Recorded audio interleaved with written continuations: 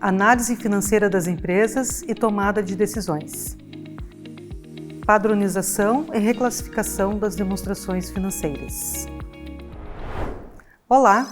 Nesta aula abordaremos dois aspectos cruciais na análise de demonstrativos financeiros: a padronização e a reclassificação. A padronização visa eliminar distorções decorrentes de diferentes práticas contábeis ou escalas de operação, permitindo uma comparação mais precisa entre períodos ou empresas. Vamos começar? Padronização das demonstrações financeiras. Padronizar os demonstrativos financeiros é um passo importante antes de calcular os indicadores econômico-financeiros, pois isso permite uma comparação mais precisa entre diferentes períodos ou empresas.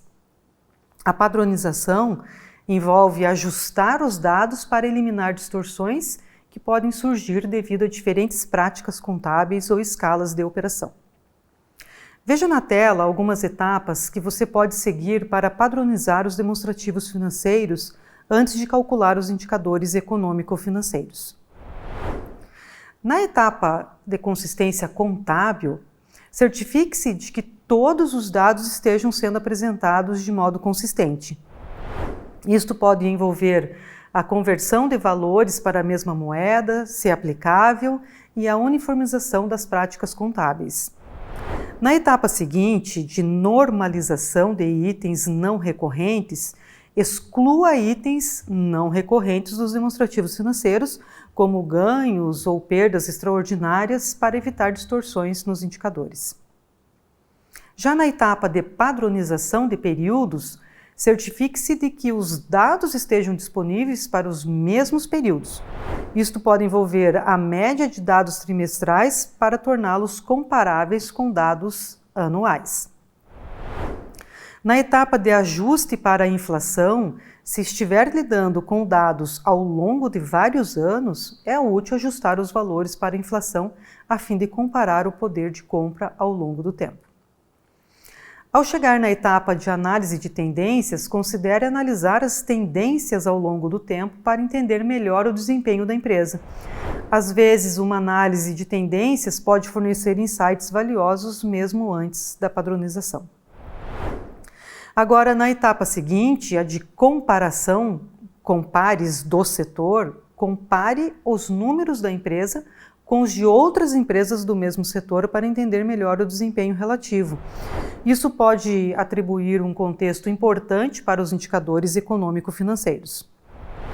Na penúltima etapa, utilize razões financeiras padronizadas, como margem líquida, retorno sobre o patrimônio líquido, liquidez corrente, entre outras, para análise comparativa. Por fim, na última etapa, considere o uso de software de análise financeira que pode automatizar muitos desses processos, garantindo precisão e eficiência na padronização dos dados. Ao seguir essas etapas, garante-se a consistência e a comparabilidade dos dados, proporcionando uma visão mais precisa e transparente do desempenho das empresas ao longo do tempo.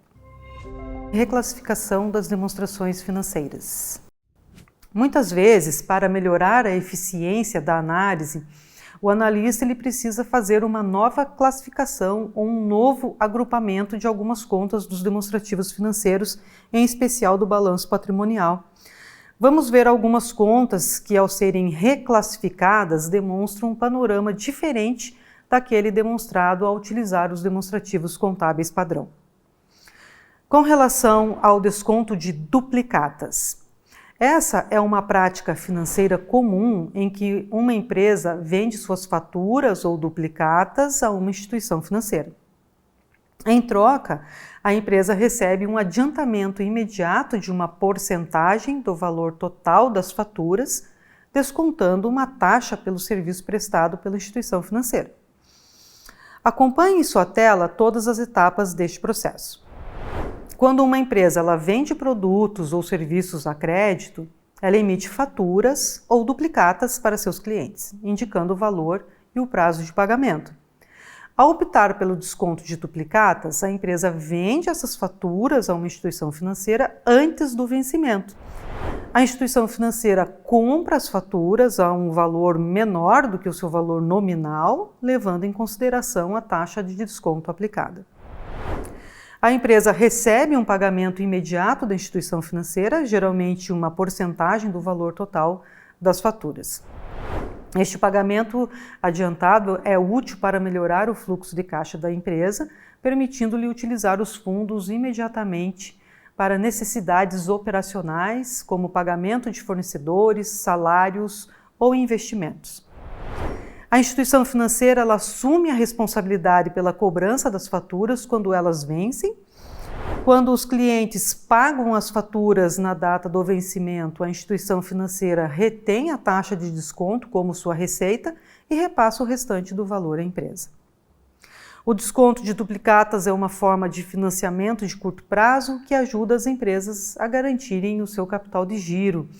Ela oferece às empresas a capacidade de converter suas contas a receberem dinheiro imediato, proporcionando liquidez para operações contínuas.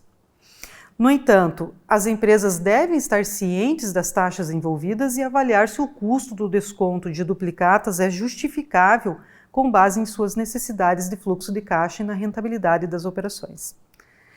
Explore comigo em sua tela um exemplo dado por Marion. O autor admite duas empresas, A e B, com ativo circulante de 2 milhões e passivo circulante de 1 milhão. Ou seja, para cada R$1 de dívida, há R$2 de valores de ativo circulante para pagamento das obrigações. Tais empresas resolvem recorrer ao mercado financeiro para um reforço de caixa na ordem de 200 mil. A primeira desconta duplicatas e a segunda obtém um empréstimo bancário. Veja em sua tela um exemplo de reclassificação de duplicatas descontadas. Nós temos aqui a empresa A e a empresa B. Percebam que o ativo circulante, que antes era de 2 mil, passou agora para 2.200 para a empresa B. Por quê? Porque em uma nós não temos considerado o valor do desconto das duplicatas. Já no passivo circulante, nós temos a empresa A um passivo de 1.000 e na empresa B um passivo circulante de 1.200. Por quê? Porque foi feito um lançamento considerando como se tivesse feito um empréstimo bancário no mesmo valor do desconto das duplicatas que foi de 200. O que acontece? Quando isso ocorre, percebam que a relação ativo e passivo mudou. Então a empresa A, ela apresenta um maior poder de pagamento das suas obrigações, se nós olharmos para o indicador que ficou com o resultado de 2, ou seja, para cada R$1 de obrigações ela tem R$2 de bens e direito, e a empresa B caiu para 1,83, ou seja, para cada R$1 de obrigações ela tem 1,83 de bens e direitos, ou seja, a sua capacidade de pagamento diminuiu. Por quê? Porque agora nós fizemos o ajuste, a reclassificação da conta duplicatas a receber. Então, como ao fazer desconto de duplicatas a receber, a empresa ela fica corresponsável pelo pagamento do título, então é como se ela tivesse assumido uma dívida. Então, por isso, feito a reclassificação, no momento da reclassificação, acaba alterando o resultado do indicador. Por isso que nós precisamos sempre fazer a reclassificação para que tenhamos resultados mais eficazes do indicador, principalmente do indicador de liquidez. Marion ainda, ele defende que não seria justo dar um tratamento diferenciado para situações financeiras idênticas. Veja na sua tela uma representação disso. Então, ao reclassificar a conta duplicatas a receber, a empresa B ela fica em condição de igualdade com a empresa A, como você pode observar na sua tela. Agora nós podemos notar que a capacidade de pagamento de curto prazo e o endividamento, eles estão equiparados. Quanto a essa capacidade de pagamento, para cada R$1 de obrigações de curto prazo, as empresas dispõem de 1,83 de bens e direitos de curto prazo, ficando o endividamento em 1.200. Sobre as despesas do exercício seguinte, uma outra conta que nós podemos fazer a reclassificação quando necessário, são aquelas que se referem às despesas incorridas no final do período contábil, mas que não são reconhecidas como despesas na demonstração de resultados do exercício atual. Em vez disso, essas despesas elas são adiadas e reconhecidas como despesas no período seguinte, quando se tornam realizáveis ou aplicáveis. Elas são tratadas como passivos contingentes até que se tornem obrigações reais no próximo exercício. Um exemplo comum de despesas do exercício seguinte é a bonificação de funcionários. Vejamos isso com mais detalhes a seguir na sua tela. Suponha que uma empresa tenha um programa de bonificação anual no qual os funcionários recebam bônus com base no desempenho financeiro da empresa no final do ano fiscal. Se o período contábil terminar em 31 de dezembro, mas a bonificação for paga em janeiro do ano seguinte, a empresa registra a obrigação como despesa do exercício seguinte no balanço do ano em que as bonificações foram geradas. A razão para adiar o reconhecimento dessas despesas é garantir que os demonstrativos financeiros do período atual reflitam com precisão as transações e os eventos que ocorreram durante este período. Ao registrar as despesas do exercício seguinte, a empresa evita distorções nos resultados financeiros do período contábil atual. Quando o próximo período contábil começa e as despesas do exercício seguinte se tornam realizáveis, por exemplo, quando os bônus são pagos aos funcionários, essas despesas são reconhecidas na demonstração de resultado como despesa do período atual. Vamos ver um exemplo de um demonstrativo financeiro sem a reclassificação das despesas do exercício seguinte. Então, vamos agora calcular o índice de liquidez corrente. Para isso, vamos aplicar na fórmula. Então, o índice de liquidez corrente é igual a ativo circulante dividido pelo passivo circulante.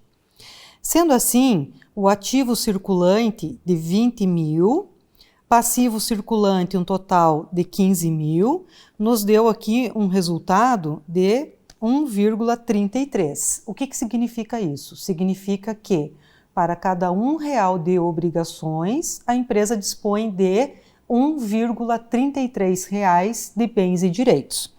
Ou seja, ela apresenta uma folga financeira.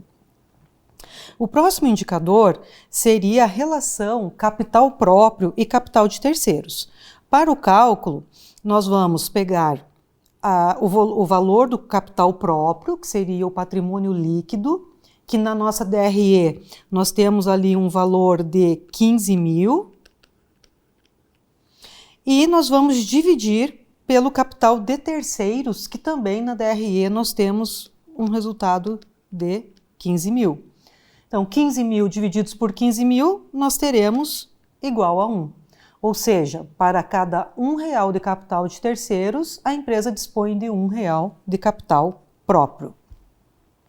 Observe que no grupo do ativo circulante, a despesa do exercício seguinte é o único grupo de contas que não se converterá em dinheiro.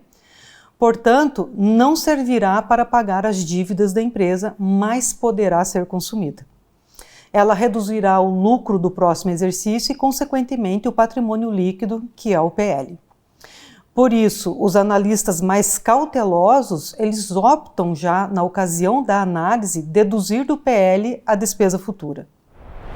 Como no exemplo, a despesa do exercício seguinte é relevante, 10% do ativo circulante. Vamos retirá-la do ativo circulante e relançá-la com o sinal trocado no PL. Veja que, na verdade, no ano seguinte, ela irá reduzir o PL, pois é despesa para aquele ano. Despesa reduz o lucro. Então, teríamos. Agora, depois do balanço reclassificado, nós vamos recalcular os indicadores. Então, vamos começar pelo índice de liquidez. Lembrando, para calcular o índice de liquidez, nós pegamos o ativo circulante, o total do ativo circulante, né? E dividimos pelo total do passivo circulante. que agora, no balanço reclassificado, nós vamos ter os seguintes resultados: 18.000 de ativo circulante, dividido por 15.000 de passivo circulante, no qual nos dará aqui um resultado de 1,20. Isto significa que para cada R$1 de obrigações, a empresa dispõe de 1,20 de bens e direitos, ou seja, ela tem uma folga financeira. Agora, nós vamos para a relação capital próprio e capital de terceiros. Para este cálculo, nós vamos pegar o valor do PL, do patrimônio líquido, que agora nós temos um resultado de 13.000, e vamos dividir por 15.000, que seria a somatória do capital de terceiros. Essa divisão vai nos trazer aqui um resultado de 0,87. O que isto significa? Significa que para cada R$1 de capital de terceiros, a empresa dispõe de 0,87 centavos de capital próprio. As diferenças nos resultados muitas vezes podem não parecer significativas. Portanto, para a tomada de decisões, por exemplo, ao conceder um crédito, um índice de relação entre capital próprio e capital de terceiros de 1 pode ser considerado melhor do que 0,87, o que aumenta o credit score da empresa. Entretanto, isso não reflete necessariamente a realidade. Vimos que a prática de reclassificação pode influenciar a interpretação dos dados financeiros, utilizando exemplos práticos de contas como desconto de duplicatas e despesas do exercício seguinte.